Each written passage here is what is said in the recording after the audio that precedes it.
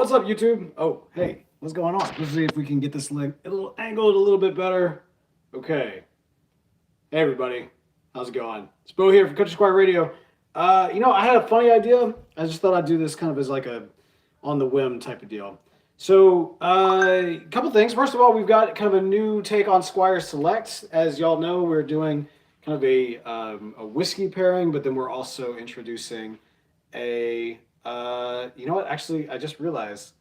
Hang on just a second. All right, hang on.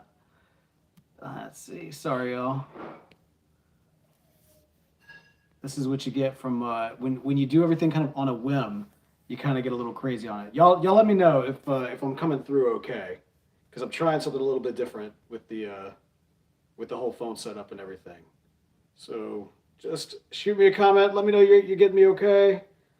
Get a good solid thumbs up. I'm seeing a couple of thumbs up. That's good. Gene, what's up? That's exactly what I was looking for. Okay, great. All right, hey y'all, how's it going? So so as y'all know, this whole new year we're doing a bunch of new things, a lot of crazy things. And I think, but I'm not sure, for the entire year, for our Squire Select episodes, we're going to be doing what we did this past week. So as you know, we covered Sazerac Rye and we did a tobacco pairing with it. But then we also did a cocktail variation using Sazerac Rye. Now, in all fairness, we made it super simple for ourselves because we used the Sazerac Rye and we made a Sazerac cocktail.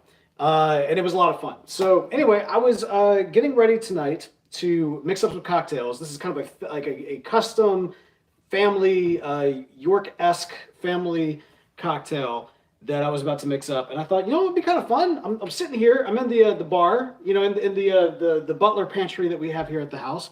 Why don't I go ahead and do a little bit of a live video of me making this cocktail?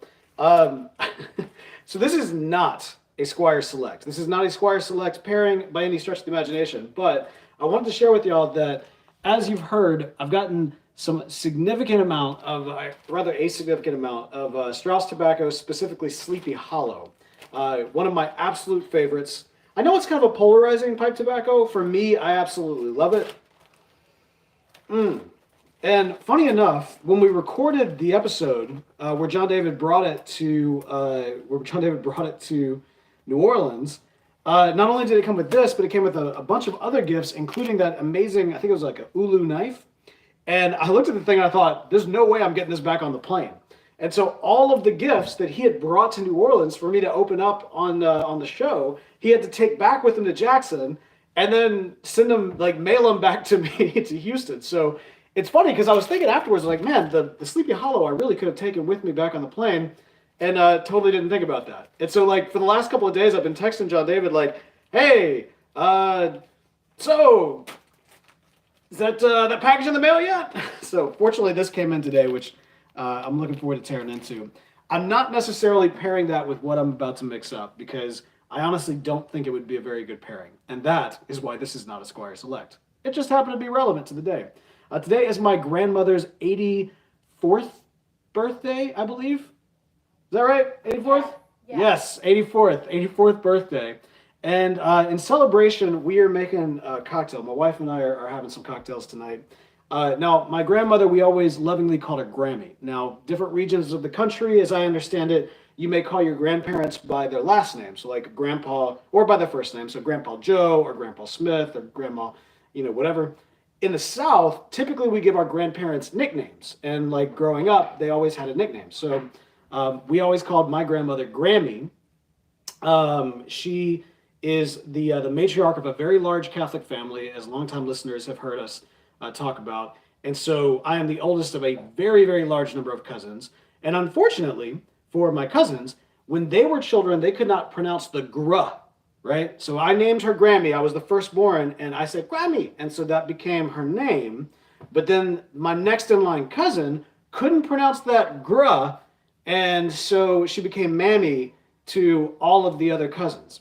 And so what we're making today in her honor is a cocktail that she absolutely loves, that has become known as the Mammy Hatton, because it's a variation on the Manhattan. And so it should be the Grammy Hatton, but since my cousins aren't here for me to lord that over them, I'm not even going to go there with them. So I'm just kind of putting that out there to kind of share a little bit of the story of how this cocktail came to be and what we are making right now. So I've been chilling some glasses here, some cocktail glasses.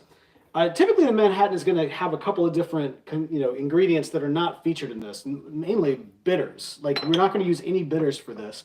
And then on top of that, generally a Manhattan is a lot less boozy than this particular drink. My grandmother likes to kick it up a notch, and so that is exactly what we are going to be doing here. So I'm kind of nervous. I've never done anything like this live or on video at all, so I apologize if everything kind of blows up in my face or otherwise.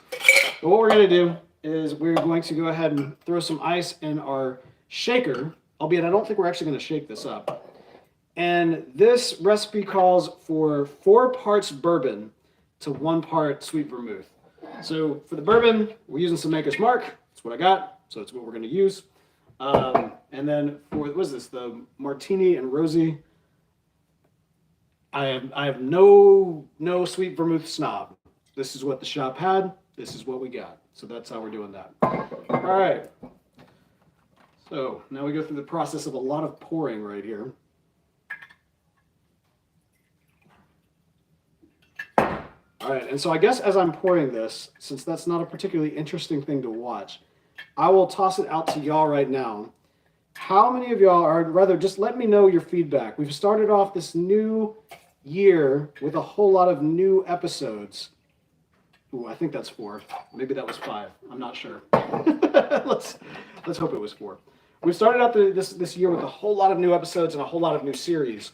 From what you've heard so far, are you excited? Are you nervous? What are your thoughts? One of the things that we've seen a lot of is that a lot of people have sent in ideas for the name of what we should call the new heroes of the bowl.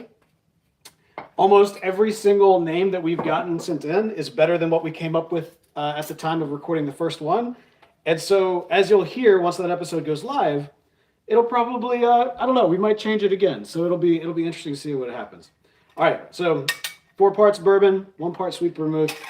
Let's stir it up.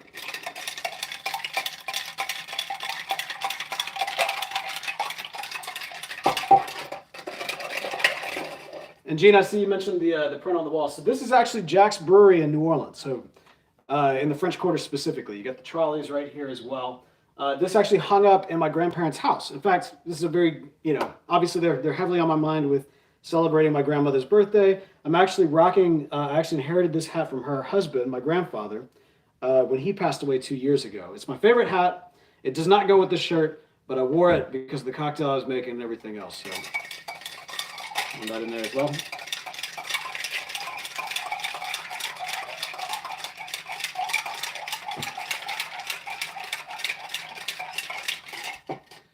All right.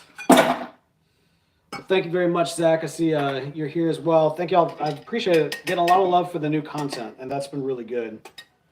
All right, so mixed it up. Oh, forgot. This is one other aspect that she really likes in this. Is she doesn't want much, but she always wants a little bit of cherry juice. So we got some maraschino cherries using a bar spoon. Just gonna boop, a little 2 dashes. All right.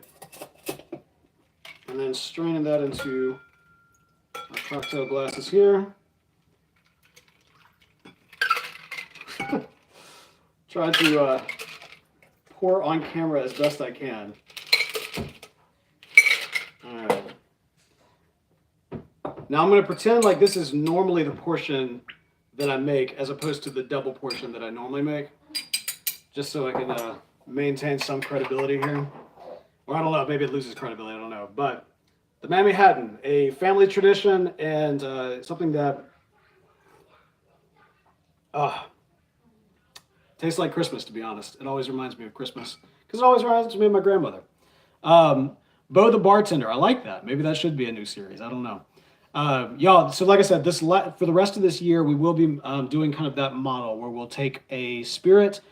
John David will do a pipe tobacco pairing. We'll turn it into a cocktail, and he will attempt to pair it with that cocktail. It's great because typically with the spirit, John David can come in very knowledgeable and kind of speak directly to what's going on. And so it kind of pulls the rug out from under him and allows him to kind of create something on the fly a little bit. And so it's an exciting way for us to kind of approach the series. I hope that y'all are really enjoying it. This coming week, I'm gonna be honest. We're a little nervous about what we're about to serve up for you guys. It's one of our new series. It's our first episode in the Father to Father series, and yeah. Anyway, I hope y'all will tune in and enjoy it. Definitely send your feedback. We want to hear what y'all are thinking about this new year and this new content.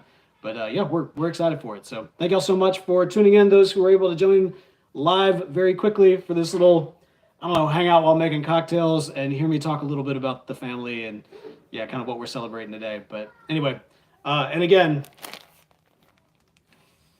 be smoking this probably in a live video very, very soon. Until then, talk to y'all later.